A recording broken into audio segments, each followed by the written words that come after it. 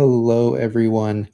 Welcome in to a special, not fully off the cuff, but a little off the cuff, start sit show for you folks. It is week 16. There is 2 weeks left of the fantasy football playoffs, and you need to get your start sits correct.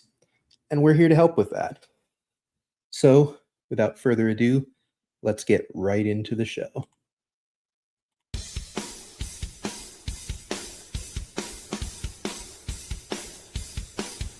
You're watching Fantasy Now Plus.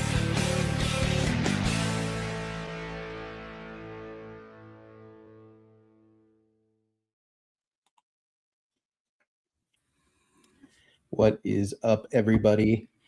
Tim Holstad here, your host for tonight's show, joined by Curtis. Curtis, how are you doing this evening? Doing well. Hoping my week 2 of the playoffs goes a little better than my week 1, but hey, I'm licking my wounds and going to give it another shot. Absolutely. Before we get started, just wanted to give a big thanks to Fantasy Now Plus for us putting on this show and the Finns Talk Sports Network, who always gives us the support, and we really appreciate everyone tuning in. We are so back. So if you have any start sit questions, please drop them in chat. That is what we are here for. We want to help you figure out what to do this week. Even if it's the Thursday game, you've still got about 45 minutes before that kicks off. So any questions, absolutely drop them in chat. That is the main point of this stream, the main idea of this stream for sure. So we've already got one right off the bat. So let's get right into it. Colby Parkinson or Quentin Junkins in the flex? For me, it's Parkinson. It's not even close. Yeah. In my main redraft home league, I was the 1 seed all year. I'm finally having to actually play a playoff game. And I had to pick up Colby Parkinson because I have Rashee Rice, who's in concussion protocol. I've had Garrett Wilson stashed in my IR for the entire season, hoping he'd be back, and he's not activated. Woody Marks is in my starting lineup, and he's probably going to miss. Luther Burden was my replacement, and he's probably going to miss. So I think I'm starting Parkinson this week, and I think it would depend for me on scoring settings. If this is like a standard league, maybe even half PPR, I would consider Judkins simply because, that Buffalo rushing defense is very bad. But also the Browns offense is very bad. So it's kind of a push-pull of which do you think, it's a movable force versus a stoppable object, and trying to decide which of those two you believe in more. But at the same time, I also kind of like the idea of playing Parkinson, kind of knowing where we stand after tonight's game of, does he get a touchdown? Are you happy? Do you get 12 points out of it? Or is it, oh God, there's 2. I got 2 points. I need to make something up by the time Saturday and Sunday rolls around. I'll also admit I made a trade in my home dynasty league, traded away Baker and some other pieces, got Judkins and some other pieces as well, and that cost me my week 1. There's zero doubt that that's exactly what happened. Judkins got me like 6 points or something. Yeah. And so I'm a little tainted against Judkins right now.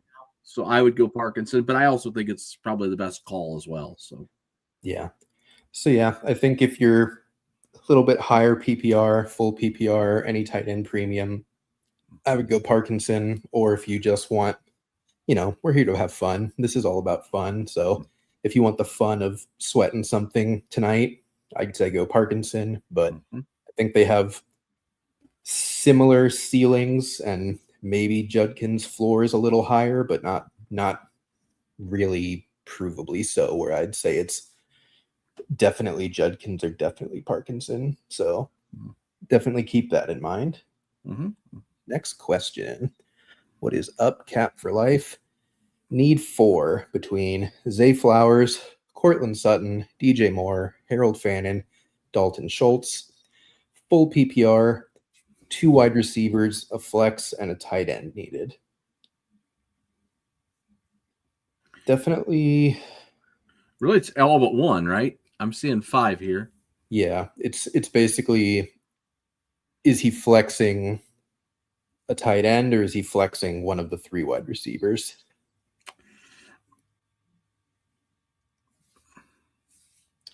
I think for me personally, I'm going Flowers for sure. I'm going DJ Moore for sure with both Rome and Burden out. Yeah. It's him and Colston Loveland and no one else. Harold Fannin is getting a lot of targets, even though I don't really believe in the Browns offense. So I think that's worth doing. To me, it's down between Sutton and Schultz, and I would probably go Sutton. I just think, yes, the Texans have a good matchup, but they could also just completely blow the Raiders out by running the ball 35 times, and then you're just absolutely praying for a touchdown from Schultz. So that would be my 4. What about you? I'm probably going to be the same. Initially, DJ Moore would have been my guy out, but knowing that it's just him and Loveland, I think you got to keep DJ Moore in.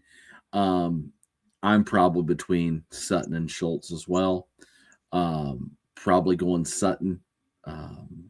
And there you go. So. Alrighty. Follow-up question from Cap: Stroud or Stafford? Well, you're going to put a lot of I'm going back and thinking about that in a minute. That's a very I'd probably go Stafford. I was saying there was be too many pieces of the Texans, but when I had to rethink that. It's just Schultz. So I think I go Stafford anyway. It's tough because I think both teams have very viable outcomes of they run the crap out of the ball and neither quarterback really gets there. So they also have the option of the Rams have to throw it a bunch because Seattle gets ahead in this game or Seattle's just able to keep pace with them.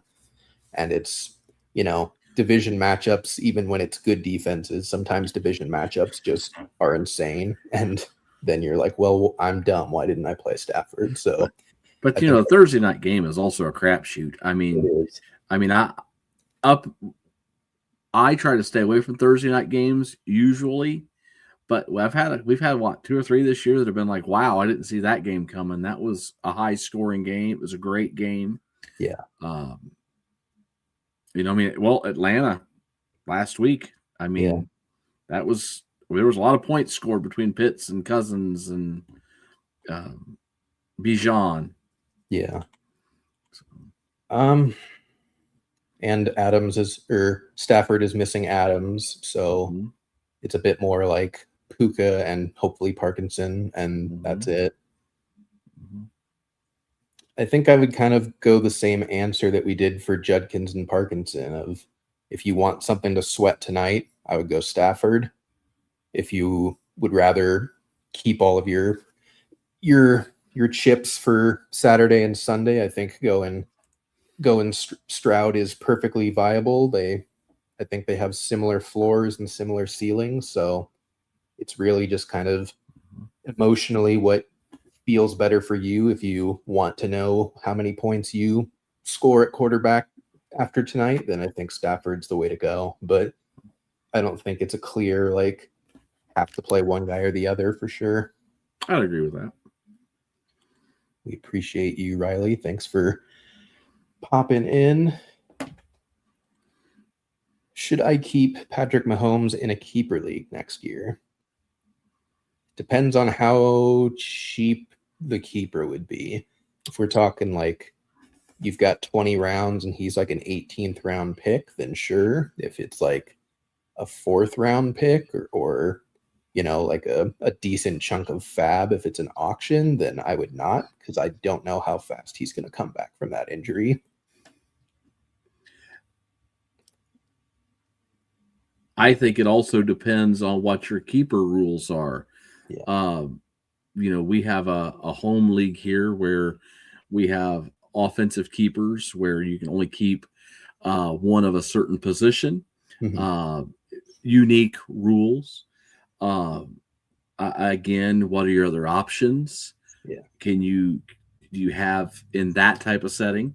What are your other options for keepers? I think it's too early to make that decision because from what I'm reading, it's a clean ACL that there may even be a chance that he doesn't miss as much time next year. Yeah. If that's the case, maybe you do. If he's going to miss half the season next year, then no, you would hope to just pick him up. If you really want him, pick him up toward the end of your draft because probably no one's going to take him till late anyway. So there you go. That's just my take.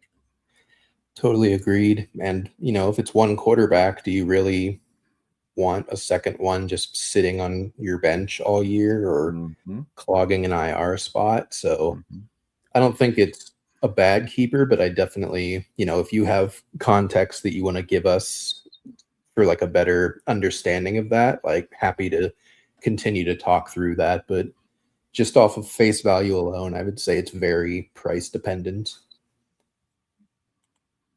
Full PPR, Rico or Breece Hall, and Igbuka or Adonai Mitchell.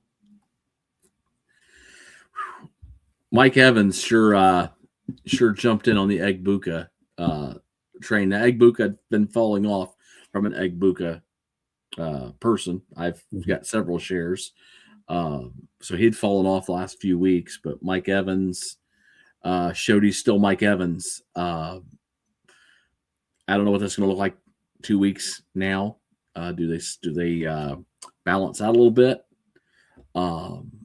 or not? I think I still go Igbuka over Mitchell personally. What do you think about Rico and Breece?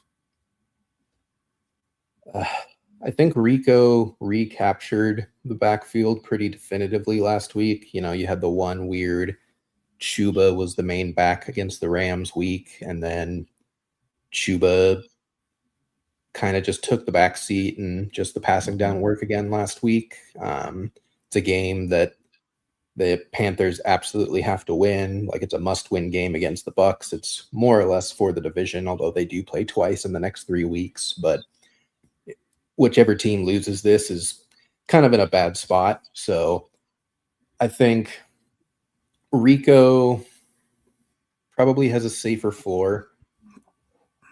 Betting on a Jet at this point in the year feels unfun to me personally. So I think I would go Rico. And I think I would also Igbuka scares me, man.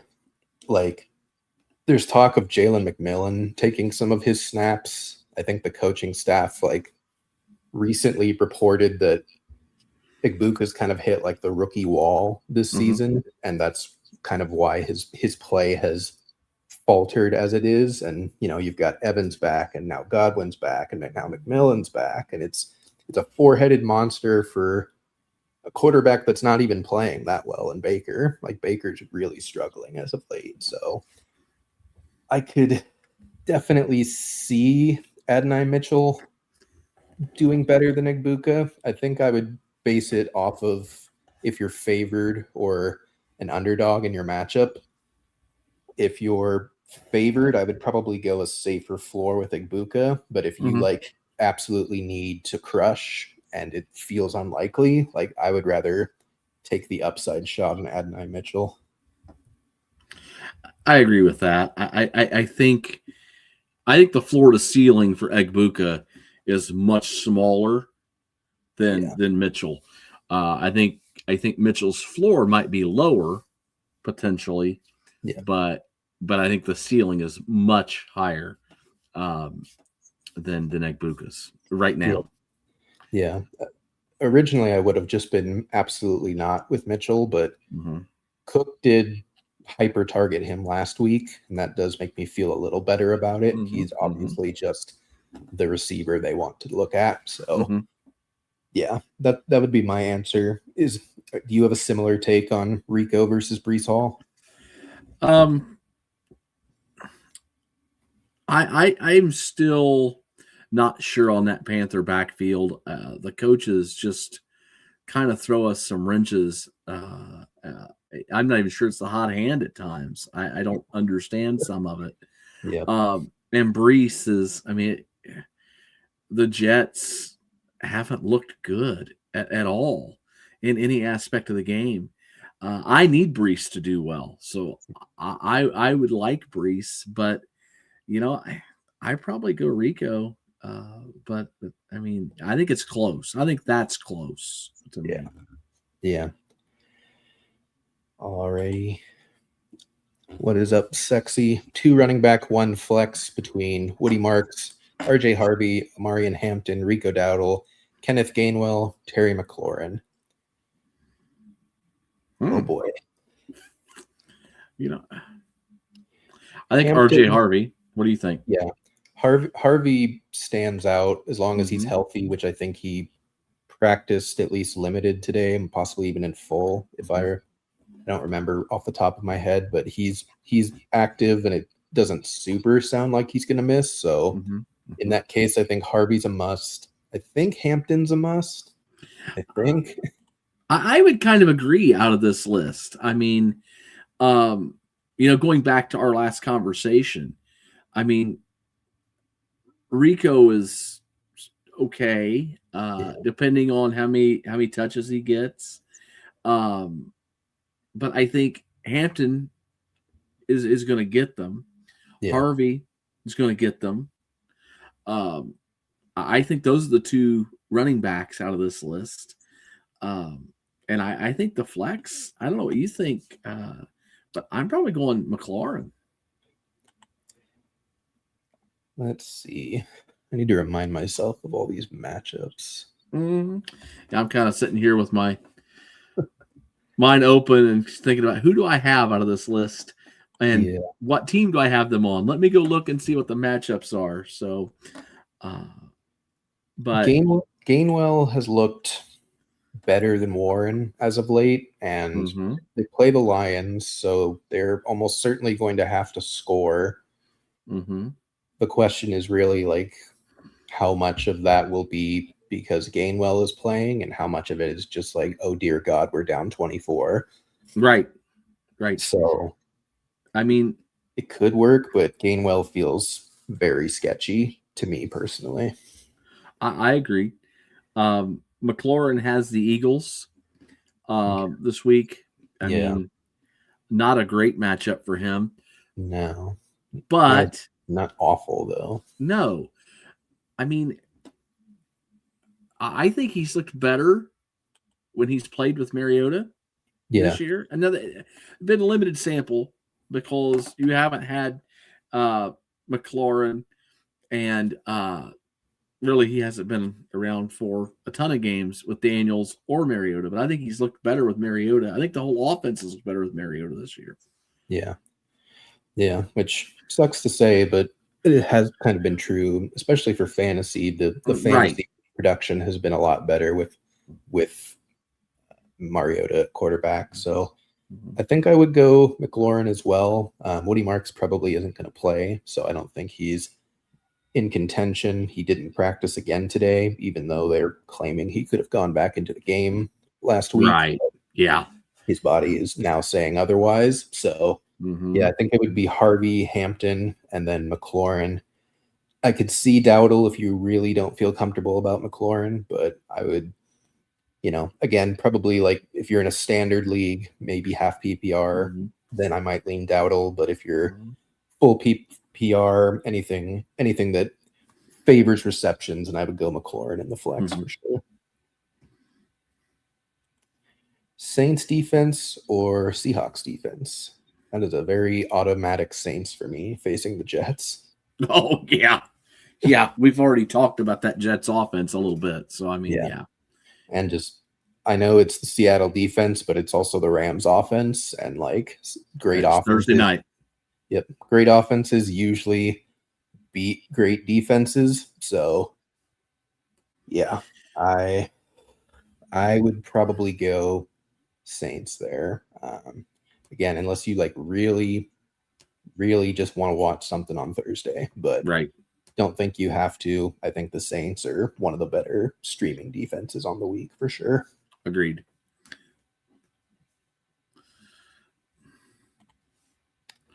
Well. Look who we have here. It's Brian. How are you?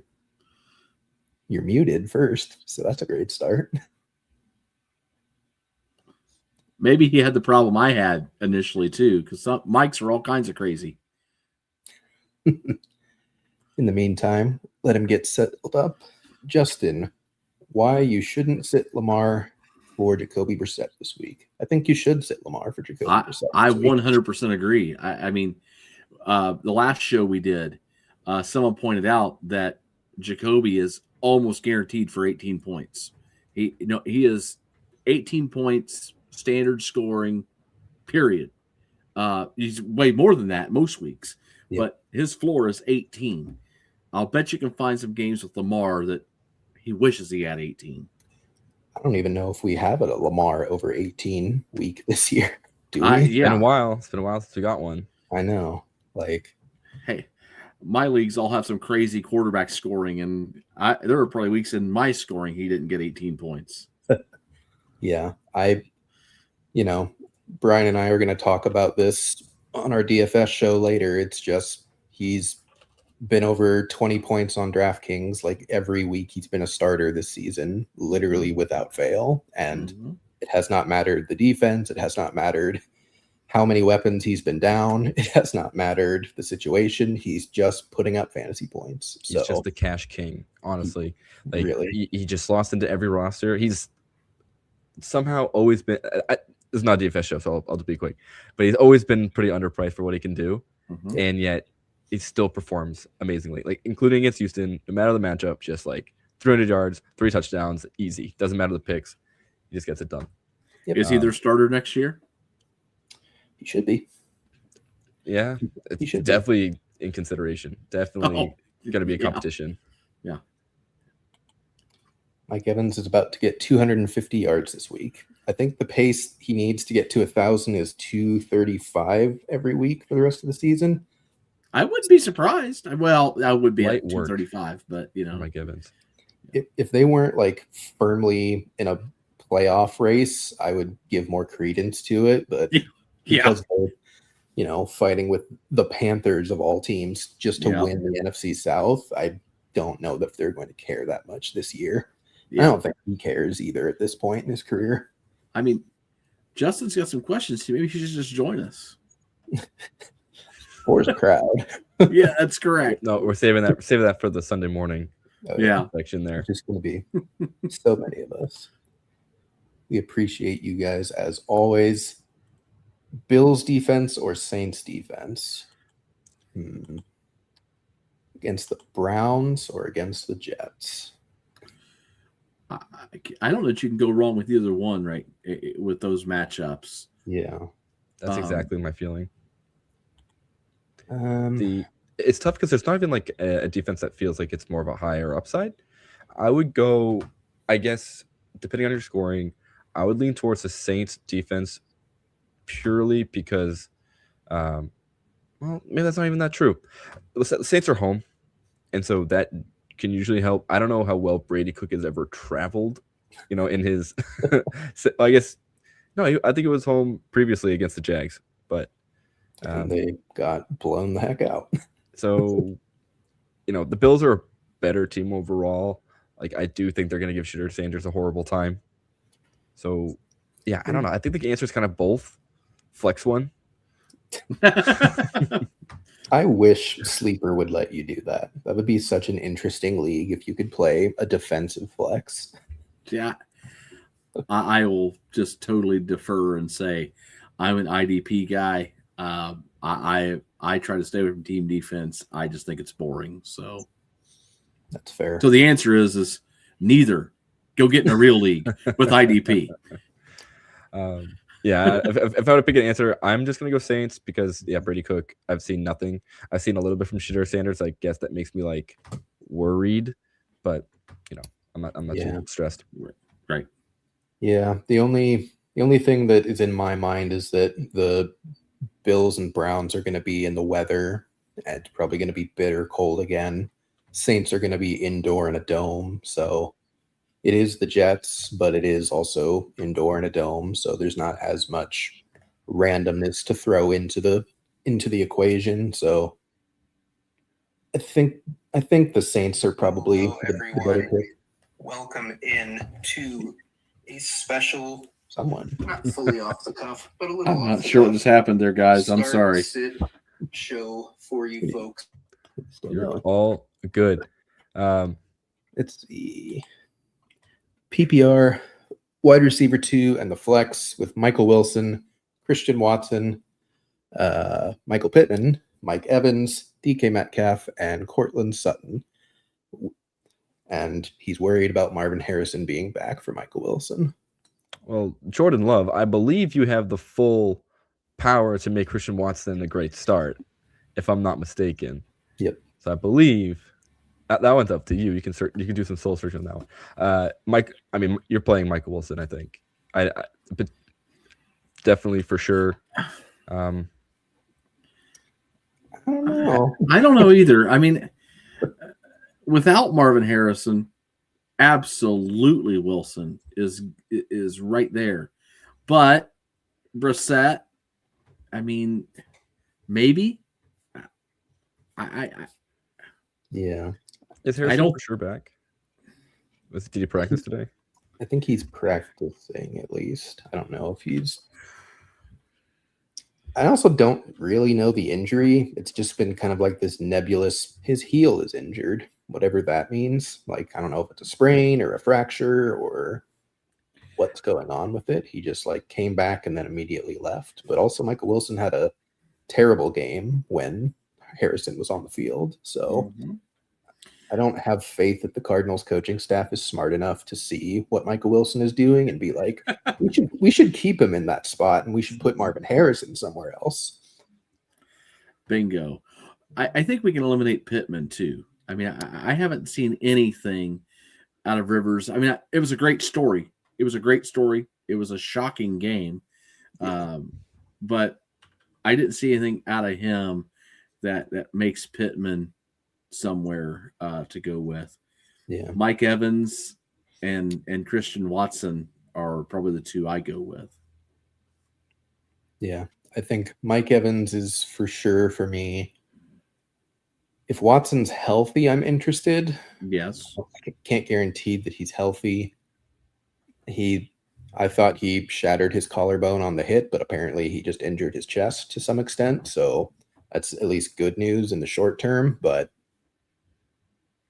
I agree on Pittman that Rivers is too unreliable to really think that Pittman could get there. DK Metcalf, we did talk about, against the Lions, like the Steelers may have to throw this ball like 40 times to stay in this game. And pretty much the only person they can reliably throw it to is DK Metcalf. So I could see that working. And Detroit's secondary is just kind of like permanently banged up at this point. So I think he would be my number 2. What about you, Brian? Yeah, I would say I'm in agreement there. Yeah, DK just has a really high ceiling when it comes to his ability to, put up fancy points. He's been really disappointing to roster because it takes him all 4 quarters to get the points that he needs to be relevant.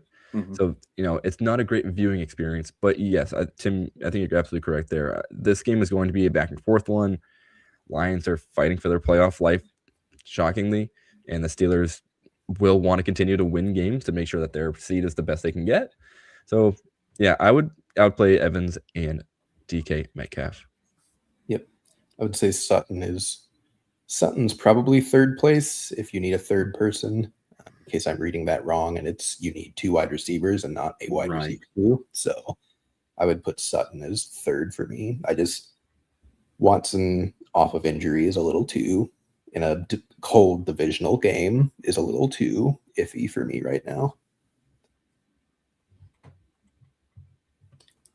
This is certainly some form of Elvish, but I can't read it. A little bit of Pokemon Go for everybody before we dive into the fantasy playoffs. Should I 50 max my Nundo Party Hat Bulbasaur or my 2016 Antique Muck, who I've had since almost day one? You know the answer. The OG, the day one. He's been there sitting in your backpack for the past almost 10 years, which is crazy to think that's how long Pokemon Go has been around. Get that Muck maxed out on your buddy list and start flaunting it to the rest of the players. And rant, because I don't know if you guys have any other thoughts about Pokemon. I'm a major gamer, but I never got into Pokemon for whatever reason. I just wasn't a Nintendo kid, so Pokemon just kind of passed me by, unfortunately. Hey, we can't all be perfect. I don't even know what the game is, so there you go. I'm just old. Oh, perfect. All right, so no, Justin's on there still somewhere. We'll get a Pokemon stream going. Pokemon Fantasy Football. Real question. After we did answer the first one, we're here for you. Oh, lordy. Ashton Genty or Jalen Coker? Shockingly, I think it is a real question. I think it's an obvious answer for me. I think it's Jalen Coker. That's 100% as well. That's 100. Yeah, that's just a real kick in the shins in terms of what we all preseason perceived Genty to be on this team. Oh yeah. Yeah, but no, the matchup's better. The team around him is somehow better. They're at least playoff contention. So, yeah. And it's against a team that will also score on the Panthers. So, yeah, I like Coker a lot. Yeah, they're facing the Texans. Will Anderson and Daniil Hunter going against that offensive line is for the Raiders possibly a war crime. They might get 10 sacks in this game, and it's just such a painful answer. It really is. I mean, I took Ashton Genty number 2 in a draft, and ouch. Yeah, 2 overall. We really should have learned our lessons. Well, it was a keeper league. Let me be okay. So he wasn't necessarily too totally overall, but exactly. Yeah. So, I mean, we did it with the Raiders this year. We did it with the Jets the year before when we took Hall and Wilson in like the first and second round. We should probably stop doing this, just as a PSA for next year. If the offense is even possible to be bad, please don't. Just don't take them early. I don't think anybody thought they were going to be this bad, though. I mean, I didn't. If I had known that Pete Carroll had two of his sons on the offensive coaching staff, I would not have taken a single share of Brock Bowers or Ashton Genty, despite me believing that they're like top 3 talents at each of their positions. Because goodness gracious. Need to flex one in Scott Fishbowl. I assume that's Jake Ferguson, Dalton Schultz, Debo, Samaje Perine, or Devin Singletary. To me, because it's Scott Fishbowl, this is going to be Dalton Schultz. The scoring is very, very kind to tight ends, and regularly they will outperform wide receivers. Though, if it was any other running backs, I would probably pick one of the running backs, but because you're picking both the RB2s on their team, it's not as exciting. I think Perine or Singletary will both do like 12, 13 points. Schultz has a really good chance to put up like 30 or 40 based on just how the week can go. So that'd be my pick. Yeah. I don't know the scoring well enough to specifically give a solid answer. I would, if it's tight end friendly, I think I'd go Schultz too. Yeah, actually, kind of important, John. Is that a sleeper or are you on my fantasy league? Because that is a tiny bit different. Because my fantasy league does points per target as well, and then sleeper I think is 2.5 tight end premium. I think I would go Schultz either way. With CD back, Jake Ferguson's kind of just back to being just a random dude. Like, he was obviously great in the first quadrant of the season, but now it's kind of just like, ugh, he's just there. And if he catches a touchdown, you're feeling great. And if he doesn't catch a touchdown, then you've got 6 points and you're going home with it. So it's sleeper. Okay. Yeah. I would. Yeah. Schultz is for sure my answer there. For sure. I am going to skip one question. We will get back to you, but this one does involve the Thursday night games. I want to get this in before that starts. Travis Kelce or Colby Parkinson? Yeah, you can go first, Curtis. You're a late bloomer. Go ahead and jump in. Yeah, with Adams officially out, this is Colby Parkinson for me. He's going to be their red zone target. I kind of all buy in to his recent usage emergence. I think this is going to be a game too that's going to be a little gross in Seattle. The weather I don't think is super awesome, so Colby Parkinson is way better as an option, like for your short area targets and the opportunity to like kind of do a little yak action. So I'm in on Colby Parkinson for this one. Yeah, the one thing that gives me pause is that Rashee Rice is probably going to miss with a concussion, and Gardner Minshew absolutely loves to check it down, and it might just be 12 Kelce targets if that's the case, which scares me, but I also don't know if I care about 12 Gardner Minshew to Travis Kelce targets, because that is not nearly as valuable as a Patrick Mahomes target. So I think I think it's another case of, do you need upside or do you need safety? Yeah. If you need a floor, I think Kelce probably gives you a better floor, but I think Parkinson can easily give you a 2-touchdown game and you're feeling great about it. But he could also give you a 2-catch game for 10 yards and you're feeling awful. So definitely dependent on what you're needing. Getting back to big breakfast, start 2 at quarterback between Burrow, Stafford, Dart. I guess this is also a Thursday night game. My apologies. Burrow, Stafford, Dart, and Brissett. Brissett for 1, no matter what. If this is my options, I'm not playing Stafford. No. Yeah. Which is such a bummer because he's been truly an elite MVP caliber player. Yeah. Yeah, definitely Brissett for sure. I think we're all aligned there. Man, but Burrow or Dart's an interesting one. See, I like Dart, but the Vikings are scary on defense. But where's Burrow's head at? I mean, I only heard about the interview, but I've heard about it from multiple people. Yeah. And if you are alluding that your head is not in the game right now, that scares me a little bit. Yeah. If you don't have the desire to go out there and really play, I just don't know. I would love to say Brissett, Burrow, game closed, but I like Dart. I don't hate the Stafford, but I just wish I knew where Burrow's head was. Yeah. The only reason that it still gives me pause, though, is that it's the Dolphins defense with Quinn Ewers at quarterback, and like Joe Burrow could just be like, you know what?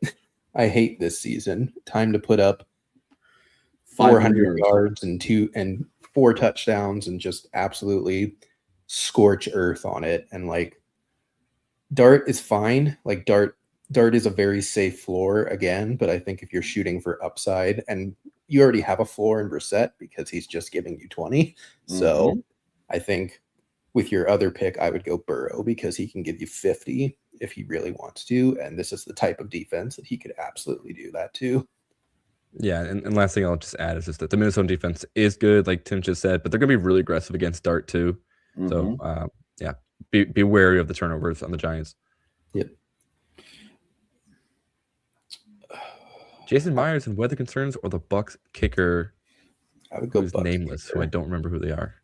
Chase. Is it Chase McLaughlin? Yeah, something like That that. sounds right. I would go Bucks kicker, also because like Seattle could score like 6 total points in this game, like pretty conceivably. I don't think the Panthers are going to shut out the Buccaneers. Like respectfully, I just don't. Even if it is in Carolina, but I don't think there's anything too major about the weather there that I have heard so far. So I would probably go Bucks kicker in a better offensive environment, anyways. Yeah, yeah. No other thoughts. I think that's good. Also from Ray, Justin Jefferson, Jaden Reed, or Emeka Egbuka in non-PPR, and Burrow or Lamar. Would you play Lamar for sure if no Higgins for Burrow? No. No. I would not. I would keep in Burrow. Yep. Lamar's just, he's not healthy. Like, that's very clear. He's not going to run like he is healthy, probably for the rest of the season. It's going to be cold, I'm sure. Like, he's going to turtle. They're going to give it to Derrick Henry like 20 times. I just don't think he has the upside this season anymore compared to even what Burrow can give you. And he doesn't even really have that safe of a floor at this point either. Yeah, through the past 5 weeks, he scored over 20 points just once. Yeah. Like, that's not going to get you there. No. No. I think you got to go Burrow there. For the receivers, which one are we feeling I assume just non-PPR is standard, so receptions don't really matter. It's just yards and touchdowns that are king for you. Well, stay away from Minnesota. Man, I don't like any of them. So here's my like real quick thought. Of these, like, I'm tempted to pick Jefferson mainly because he still had 8 targets last week. He did score, but they called back on an illegal formation. So there is, in my mind, there is a push for the Vikings to get them in sync between JJ and JJ McCarthy. So I kind of want to get in on that potentially, but it's so risky. And worst thing, like, and the other two, it's really hard to gamble on any of the Packers wide receivers, right? And then for Egbuka, he was better, still playing second fiddle to Mike Evans. Yeah, I don't know. I'm torn, so I guess I would just pick Jettas and go for it. I think Jefferson out of those 3. I mean, for all the reasons you just mentioned.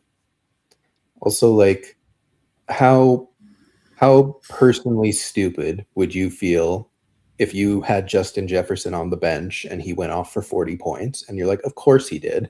Of course he did the 1 week out of the year. Like, it's Justin Jefferson. He can do this whenever he wants. It doesn't matter who's at quarterback. Like, I don't think either of the other guys really have that type of ceiling in their range of outcomes at this point in the season. Buka is now in a 4-man, 5-man rotation at receiver with a 3-rotation backfield. Like, getting any amount of sure touches in Tampa Bay is pretty much impossible at this point. And similarly in Green Bay, you've got 5 solid to good wide receivers that are all fighting for targets, and they don't even like to throw the ball. So it might not matter because it's just Josh Jacobs anyways. So yeah, I think it's Jefferson. I think you just don't expect him to be a top 12 wide receiver. Just play Jefferson thinking, hey, this is a guy that treat him like you would treat Jordan Addison if you had a normal quarterback, of like, he can go for 4 or he can go for 28. And it's probably not going to be anywhere in between, but that's why you play him, is because he might go for 28. Alrighty. Folks, if you have any other questions, we'll be here for a couple more minutes. Please feel free to drop them in the chat. In the meantime, y'all have any start sits that you're thinking about for the week upcoming? I've got one that'll make you laugh. Go ahead, Brian. Oh, no, I want to laugh first because mine's more serious. So well, no, I mean, it's a serious one. I have several home leagues, and my work home league, I am down. It's a super flex, and I have been decimated at quarterback. So I'm starting Dart for sure. But I am down to my two options are Kirk Cousins and wait for it, Gardner Minshew.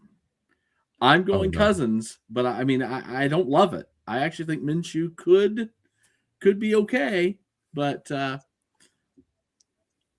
So, Tim, can you give Kurt the lowdown on the Arizona Cardinals defense and what's been going on and why he probably should play Kirk? The tough thing is that Gardner faces the Titans, and it's like, oh, that's the also big question. Yeah. And like neither can run, so they don't have any. Right. I guess Gardner can scramble like ever so slightly. Like Kirk Cousins has no hope for a rushing yard in his life. The Cardinals have the most injured defense in football, most injured team in football. They are tied for the lead in players on IR, so their defense is all second and third stringers, especially in the secondary at this point. And, they aren't trying to win, and I don't think they have their coaches back anymore at this point of the season. I think Gannon's probably gone. So, like, from that perspective, Kirk Cousins sounds great, but also it could be so bad that it's just Bijan for 200 rushing yards and Tyler Algier gets a touchdown and Bijan gets 2 touchdowns. What are we kidding? It's going to be Tyler Algier gets 3 touchdowns and Bijan gets almost a touchdown. Right. And like, the Titans actually have a semi decent chance to push the Chiefs. It's not great. Mm-hmm. I did make the semi bold bet earlier in the week that the Titans actually win this game.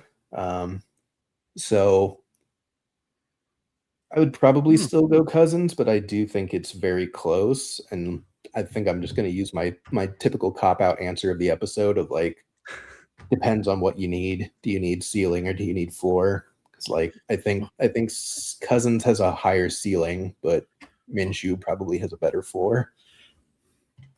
If the projections are right, I'm going to need the ceiling. But there, we know what projections are, Yeah. So.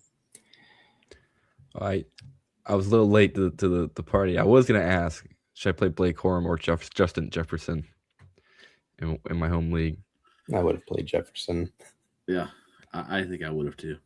Well, luckily he is currently in, and Blake Corum is sitting safely on my bench.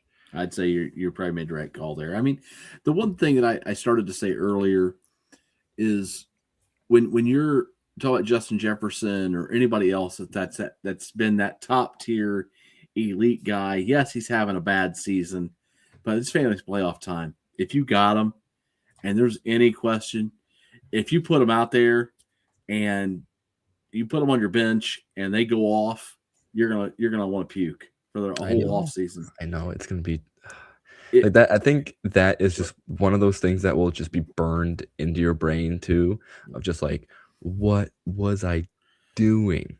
Like, I got one for you, and you'll love this. Sam Darnold has cost me 2 years in a row in the same league. Week 1 of the playoffs. Last year, I set Jared Goff because he'd had 2 awful weeks, and Darnold looked great. I said, you know what? I'm going to be sneaky here. I'm going to get a win. It's going to be great. Nope. This year, same league, traded Baker because of the AC sprain. I'm like, you know what? Darnold's going to do it for me. Put Darnold in. Baker became expendable. Traded Baker and lost. So Sam Darnold has cost me 2 years in a row. Man, he's made the list. He's on the Mount Rushmore of just players that you'll never forget. And for me, it's Derek Carr a couple of years in a row. Yeah. I always, I get tricked. He has got the eyeliner, and I think he's a cool guy. Mm-hmm. I think he would throw the ball a lot. Then I realized no, it was probably just because Michael Crabtree was good, and Amari Cooper was good. Mm-hmm. Yeah. You guys got anything else? Any others that are throwing around out there? my other one was QB. So my whole season has been a revolving door quarterback, and so now we're. I kind of thought my waiver wire would be a little more competitive, but I guess everyone else has their QB position figured out in the playoffs. That's crazy. Lucky them. So I was staring at Jordan Love, CJ Stroud, and Tyler Shuck as the potential options. You know, And I'm going. what do Shuck. you? You're trying That was my Trying to initial shuck it up. response was Shuck. Facing the Jets, like Taysom Hill is washed. Tyler Shuck like runs the ball a decent amount. They have no running backs left. Like, I'm going Shuck. I think I am too. I mean, that was my initial God. Shuck, but it doesn't sound sexy. But you know, Here's you're talking my about guy that started Darnold too. So I mean, you know, I mean, hey, the process was correct. Don't never fault the process. The results or whatever, it doesn't matter. The process was good. In my mind, it's just CJ Stroud has the opportunity to throw 4 touchdowns and 300 yards against the Raiders. correct. Like, this is a team who is still kind of like vying for the division. They have to win the division, and the Raiders are horrifically terribly bad. Now, And they're going to hand the ball to Nick Chubb I know 12 times and Jawar Jordan 15 times, and they're going to be real happy about it. You're so correct. I know, and I know Tyler Shuck is going to do some random nonsense. Like, he's just going to run randomly for 60 yards and a touchdown. And you're like, yep. Come on, man. He's rushed for at least 18 yards in his last 4 starts. He's thrown 3 passing touchdowns, has rushed for 2 rushing touchdowns in those 4 starts. He kind of is just getting there. Dude, is he real? Is he a real quarterback? He is the Shuck demon. I'm just like, I just don't ever believe in Jordan Love on a weekly basis. Like, the Packers could do anything, and usually it's not throw the ball.